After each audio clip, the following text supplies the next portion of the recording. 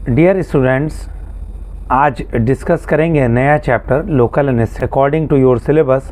सबसे पहले डेफिनेशन की बात करेंगे लोकल एनेस्थेटिक की, उसके बाद classification, then mechanism of drug action, factors affecting local anaesthetic, इसके बाद combination of vasoconstrictor with local anaesthetic, pharmacological action local anaesthetic का बात करेंगे, pharmacokinetic adverse effects, properties of local anaesthetic and technique of local anaesthetics, last में drug interaction के बारे में बात करेंगे।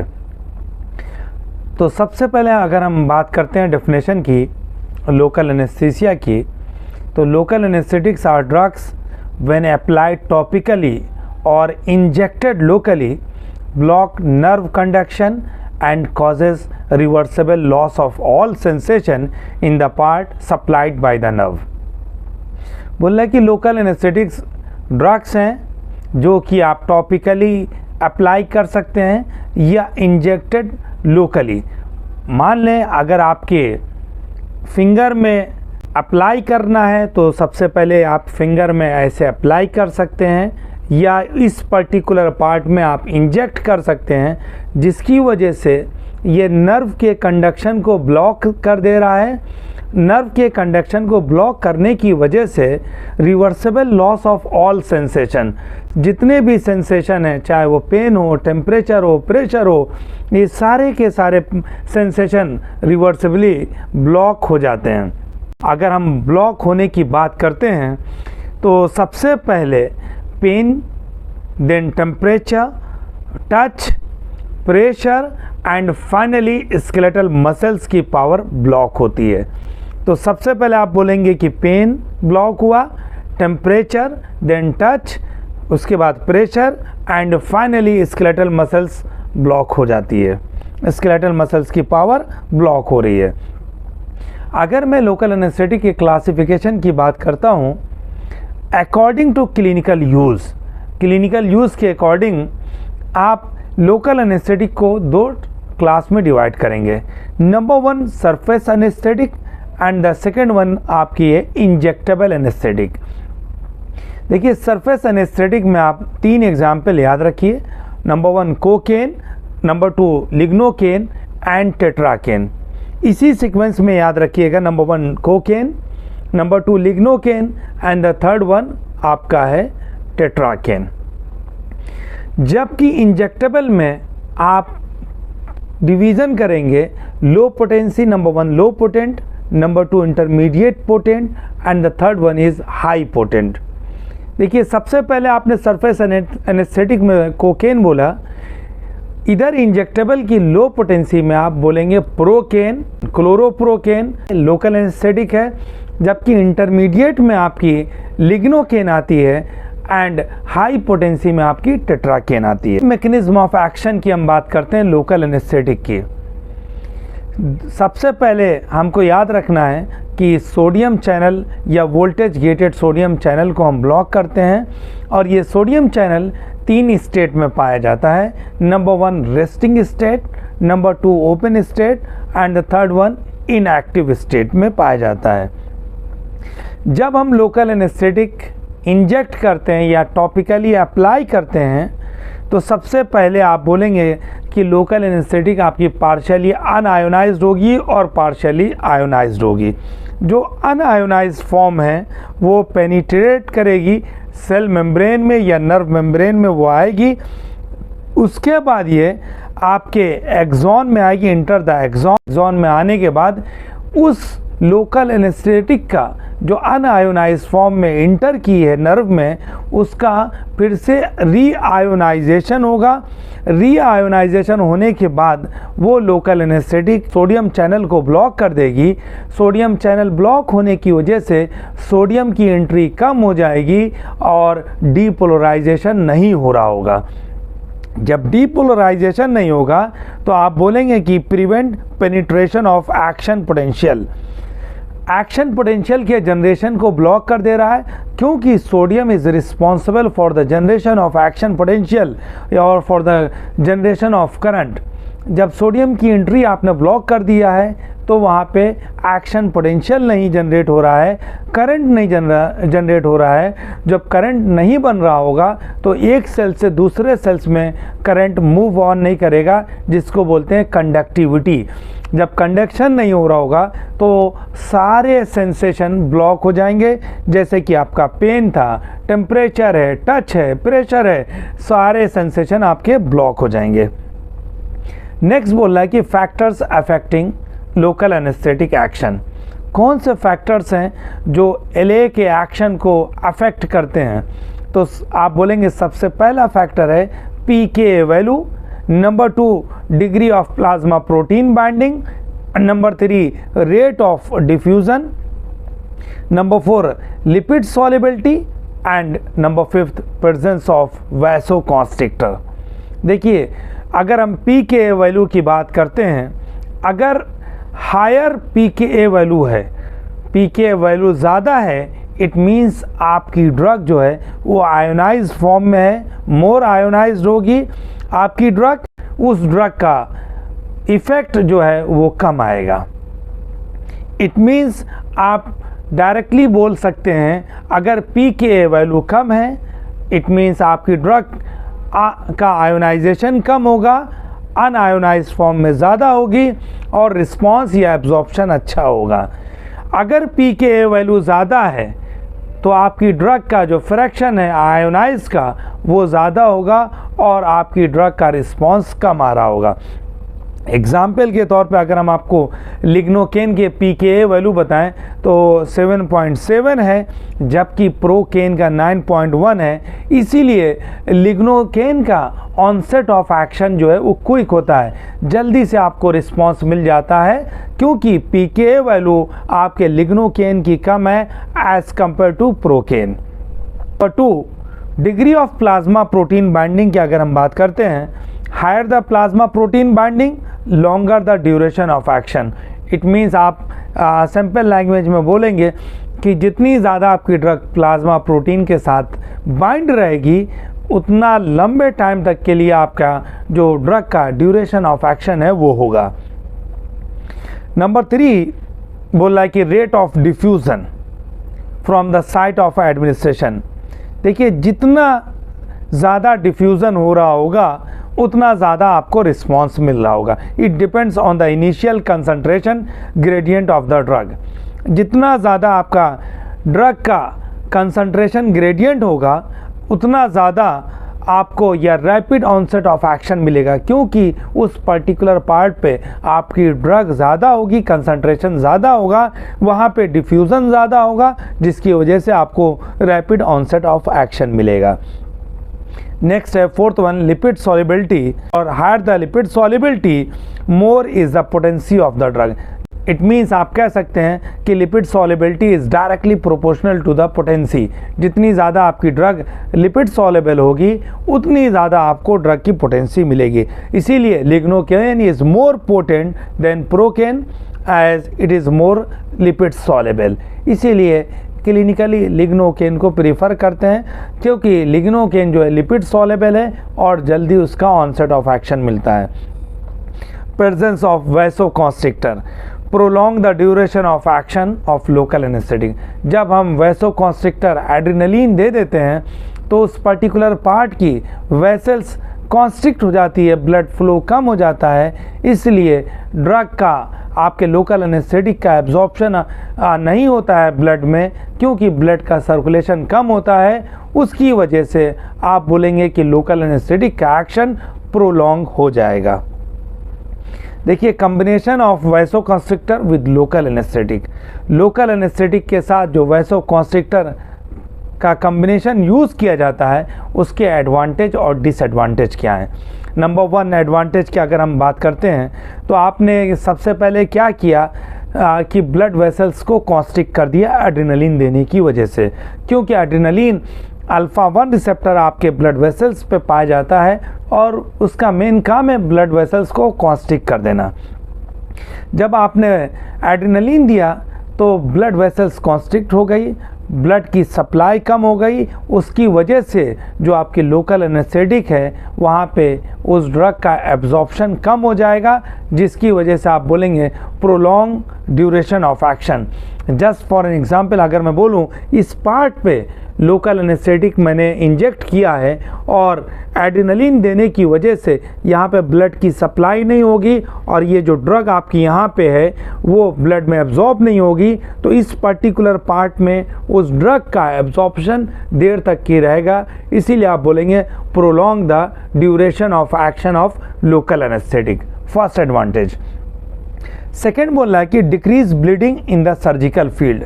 मान लीजिए यहाँ पे आपको सर्जरी करनी थी, जब ब्लड वेसल्स कॉन्स्ट्रिक्ट होगी, ब्लड का फ्लो कम होगा, तो उस पर्टिकुलर पार्ट से ब्लीडिंग कम हो रही होगी जब आप सर्जरी कर रहे होंगे।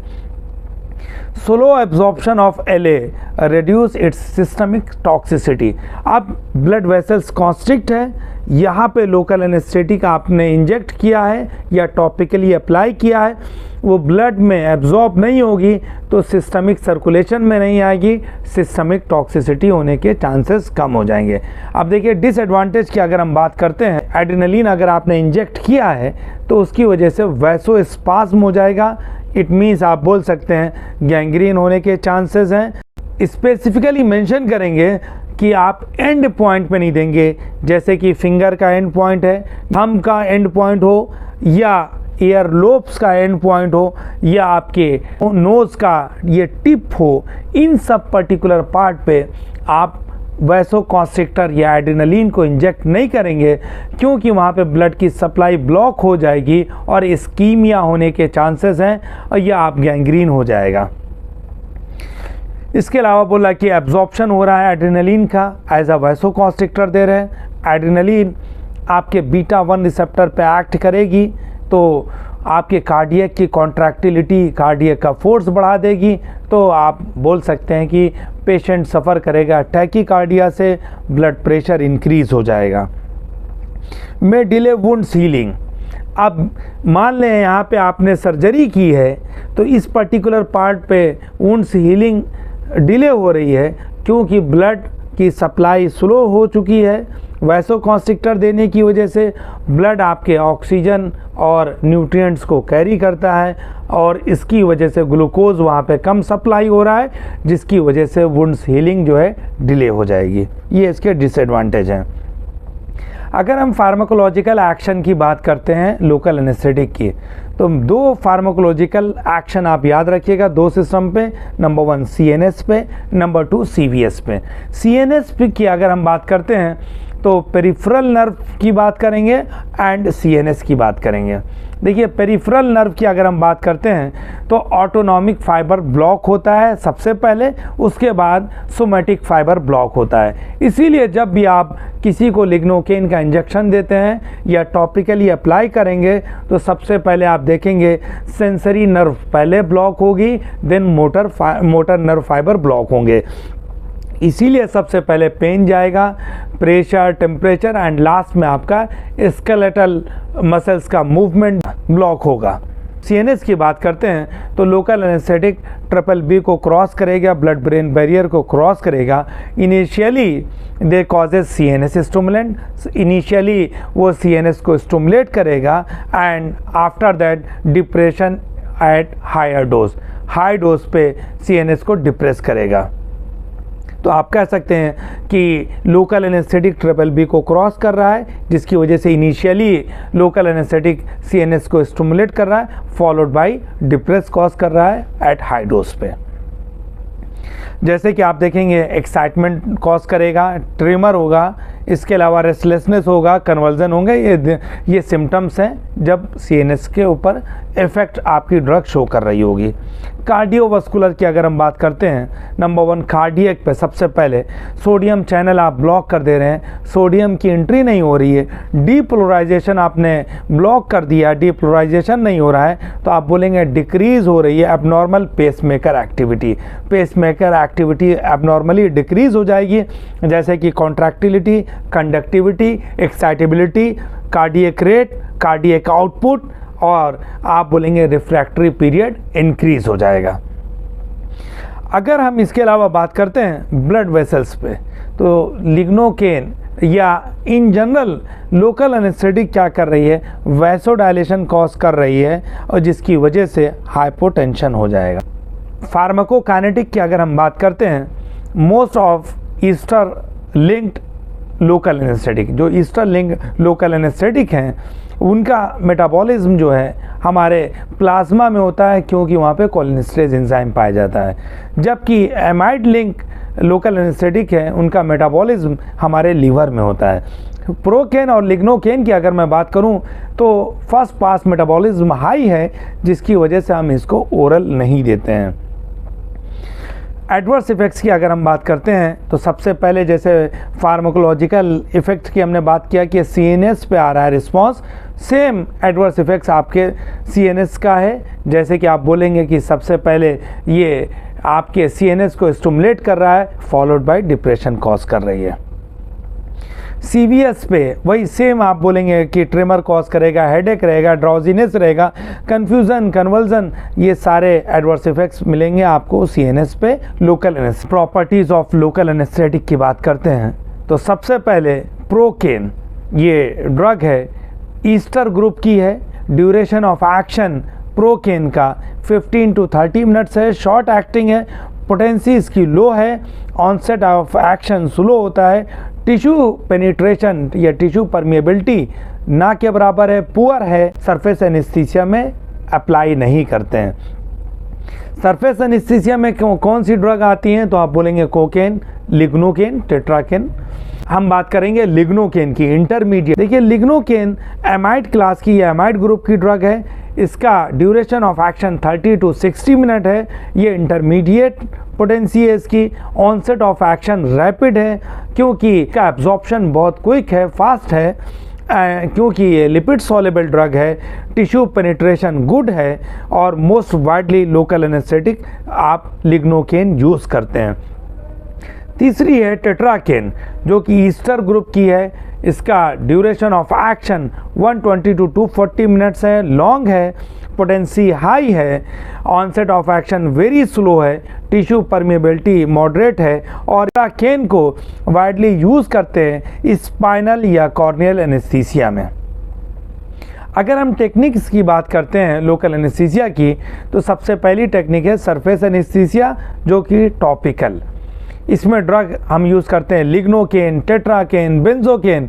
देखिए लिग्नोकेन अगर हम सरफेस एनेस्थेटिक यूज़ कर रहे हैं तो 2% से 10% हम यूज़ करेंगे।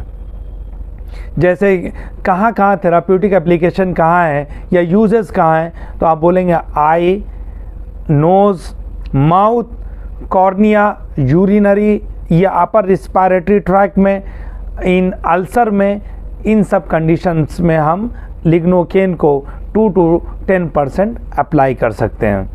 इनफिल्ट्रेशन एनेस्थीसिया की अगर हम बात करते हैं, मोस्ट ऑफ द एनेस्थेटिक जैसे कि लिग्नोकेन है 0.5 to 1% यूज़ की जाती है, प्रोकेन 0.5 to 1% यूज़ करते हैं, ड्रेनेज में यूज़ करते हैं, जो घाव है, ज़ख़म है, वहाँ से ब्लीडिंग हो रही है वहाँ यूज़ कर सकते हैं, या स्मॉल स्वेलिंग है वो उसमें लाइपोमा जिसको कहते हैं उसमें हम यूज़ कर सकते हैं। एंड थर्ड वन है हमारी नर्व ब्लॉक एनेस्थीसिया, इसमें भी ज़्यादातर एनेस्थेटिक ड्रग्स यूज़ की जा सकती है जैसे कि लिग्नोकेन है हमारी, और ये सर्जरी में यूज़ करते हैं। स्पाइनल एनेस्थीसिया में भी लिग्नोकेन यूज़ करते हैं, उसकी डोज है 1.5 to 5%, टेट्राकेन की डोज है 0.25 to 0.5%। सर्जरी में यूज़ करते हैं स्पेसिफिकली आप बोलेंगे वो सर्जरी जो लोअर लिम्स में होती है, लोअर एब्डोमेन में, इन सब कंडीशन में हम लोग स्पाइनल एनेस्थीसिया को यूज़ करते हैं। एपिड्यूरल एनेस्थीसिया की अगर हम बात करते हैं तो इस कंडीशन में लिग्नोकेन 2% यूज़ की जाएगी और बुपिवाकेन 0.5 to 0.75% यूज़ करते हैं ऑब्स्टेट्रिक एनाल्जेसिया की कंडीशन। ड्रग इंट्रैक्शन की हम बात करते हैं तो सबसे पहला ड्रग इंट्रैक्शन है lignocaine with propranolol. Beta blocker, non selective beta blocker के साथ अगर हम लिग्नोकेन दे रहे हैं तो प्रोप्रेनोलॉल का मेन काम है कि रिड्यूस कर दे रही है हिपैटिक ब्लड फ्लो को। जो लीवर में ब्लड फ्लो जा रहा है उस ब्लड फ्लो को रिड्यूस कर दे रही है प्रोप्रानोलॉल, जिसकी वजह से इम्पेयर हो जाएगा क्लियरेंस ऑफ लिग्नोकेन। लिग्नोकेन का इम्पेयर हो रहा है क्लियरेंस, जिसकी वजह से टॉक्सिसिटी होने के चांसेस हो जाएंगे। और सीधी सीधे आप बोल सकते हैं मेटाबॉलिज्म लिग्नोकेन का कम हो रहा होगा, जिसकी वजह से टॉक्सिसिटी के होने के चांसेस हैं। प्रोकेन को हम नहीं देंगे सल्फोनामाइड के साथ। सल्फोनामाइड एंटीबायोटिक है, ब्रॉड स्पेक्ट्रम एंटीबायोटिक है। जब आप प्रोकेन के साथ देते हैं तो सल्फोनामाइड का रिस्पांस कम आ रहा है, क्योंकि आपकी प्रोकेन पापा को हाइड्रोलाइज कर दे रही है। Thank you all.